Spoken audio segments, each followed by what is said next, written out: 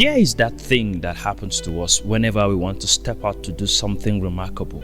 But somehow we feel a pause, a kind of restriction. In 2 Timothy chapter 1 verse 7, the Bible says, "For God gave us a spirit, not of fear, but of power and love and self-control." Now you see what fear does is that it replaces that power that God has given to us, that power that God has deposited in the inside of us. Many people are afraid of certain things today. They are afraid of what people will say about them when they step out to do certain things. Even when God has given his instruction, you find out that it becomes very difficult for them. Why? Because they are afraid. And what's that fear? It's about what people will say, about what people will perceive. It's about what people think about them. Now, yesterday I spoke about the fact that today is the 12th day in January 2026. Yesterday was the 11th. And I spoke about the fact that God thinks about us in a very beautiful way.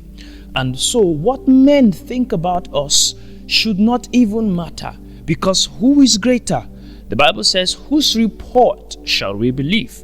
We shall believe the report of the Lord. It is what God has said concerning you. So when you step out to do certain things, especially if they came by in the instruction of God, you must be fearless.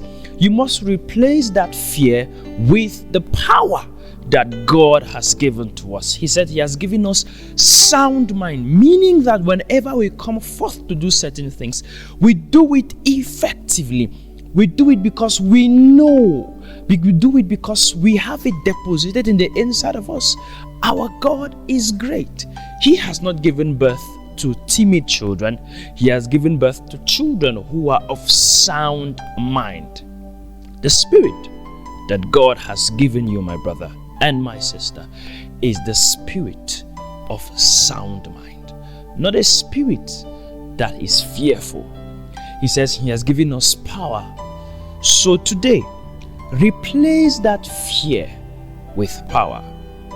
Fear might be loud, but fear is not Lord. Replace that fear with power. God bless you.